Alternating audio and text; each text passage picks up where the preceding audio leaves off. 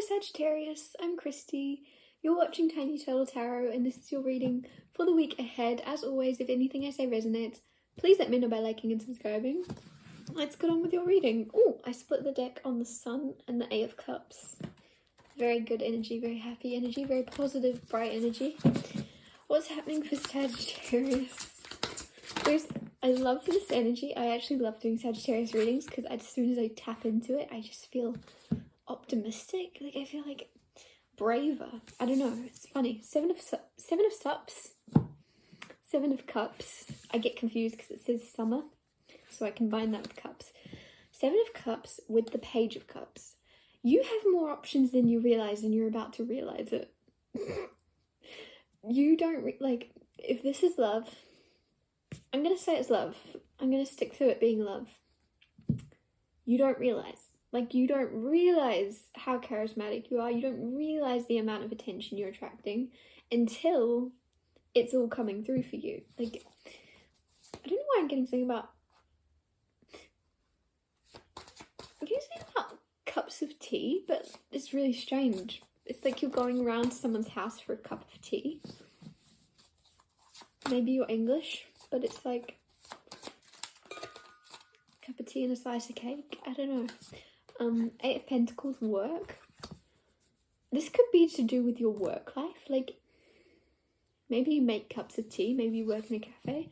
Anyways, it's like you have a lot more admirers than you know. You don't realise how you come across to others because you're too busy focusing on others. And like, you're very hospitable. Like, have a cup of tea. Like, there's something where you're constantly looking outside of yourself, checking on other people. You don't realise that people are actually checking you out. They're checking you out while you're checking on them. So maybe you're like a nurse or something, because I really feel like you check in on a lot of people. I don't know. It's like, maybe you're a waiter or a waitress, because it's like, is everything all right here? It's like you're checking in on people. Or you worry about people a little bit, because Page of Swords just came out, which is like nervous, worrying energy. And I feel like you might sometimes... Actually, this is the Knight of Swords, funny enough. Don't know why I thought that was Page of Swords. But Knight of Swords is very much checking in energy as well, because it's Knight of Swords is trying to help people and look out for people. It feels like it's based in a little bit of nerves, though. It's almost like, are you alright? Okay, good. Like, it feels like that kind of energy. Are you doing alright? You're not yourself. And then they say they're good, and they say it quite confidently, and you believe them, and then you're, oh, okay, good. There's something where you're quite worried about someone, and then they reassure you that they're sweet. I don't know. But like, if you're doing that to someone, it's like that person in particular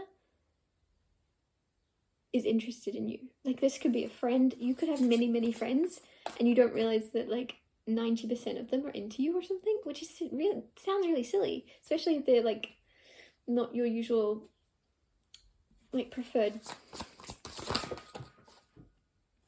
especially if you're into guys or something and it's girls. Like, you don't realize that like a lot of girls fancy you, or if you're into girls, you don't realize that there's actually like guys around you that fancy you. I don't know. But you know what I'm trying to say, hopefully. I just dropped Nine of Wands and the Two of Swords. Nine of Wands is like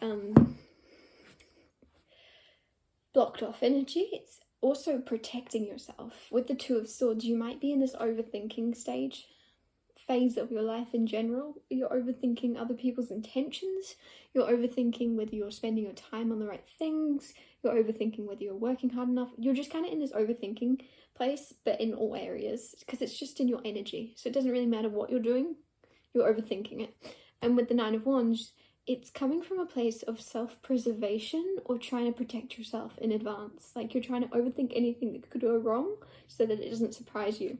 So there's something here, and I feel like I might have said this audio last week, but I can't remember. But there's something here where that's changing because you have the Wheel of Fortune. So you're actually freeing up your energy now to be a lot more carefree and a lot more go with the flow, especially with the Wheel of Fortune. It's just going with, flowing with. If life was like a river, you're flowing downstream instead of trying to paddle upstream. You're just flowing with whatever comes. And with the Dreamer here, which is the Fool card, and the Nine of Cups, you could have a very good opportunity soon, and it doesn't feel like anything where it's not going to feel like work.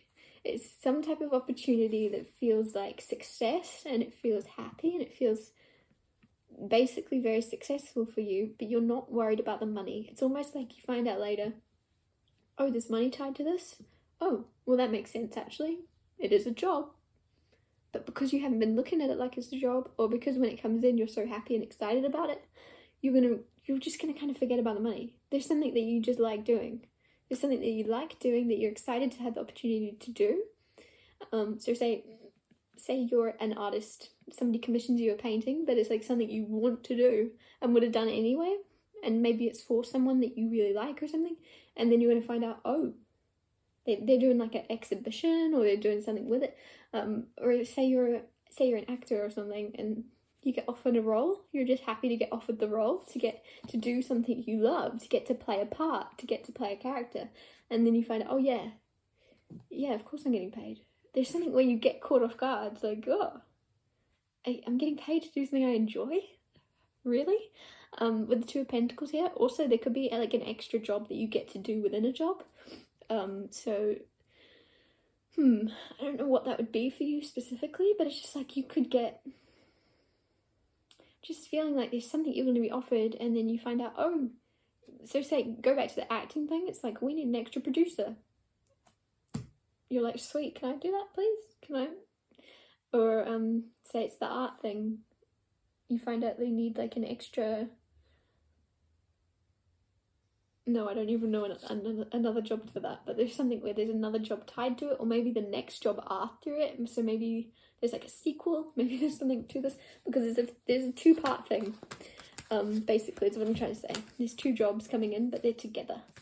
The Hermit and the Five of Swords and the Three of Cups. Sagittarius, if you've been reclusive for a little bit, it's time to let go of that. It's time to get out into the world with the Three of Cups to have more fun. And if you've been very much in the world having a lot of fun, it's time to be a bit more reclusive. It's like things are flowing, things are changing, and there's a little bit of like, you might not like this in-between stage of it growing. So if you are very extroverted, if you're always out and about having fun with your friends, always partying, whatever it is, you're about to switch into more of a work mode, more of a calm, on your own, studying or learning your lines, shall we stick to the act thing. And then when you get through it, you're like,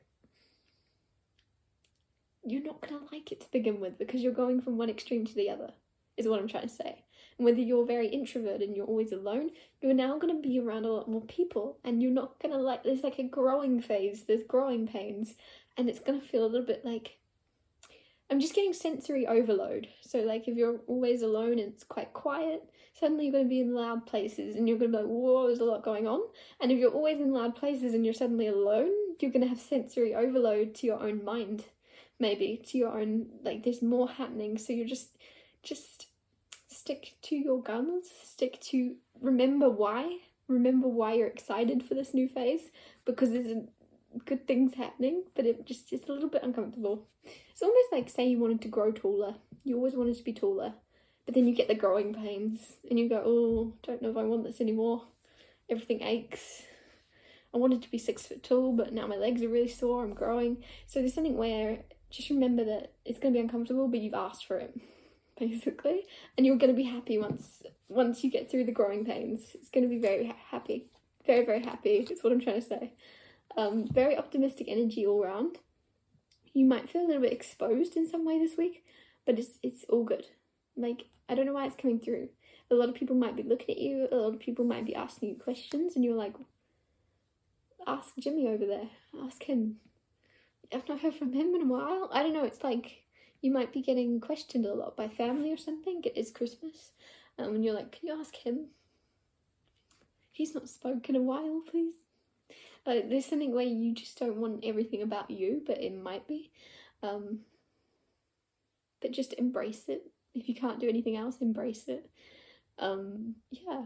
I'm going to wrap your reading up here. Thank you so much for watching. If anything I said resonated, or you feel it will, please let me know by liking and subscribing, and I'll see you next Tuesday. Merry Christmas.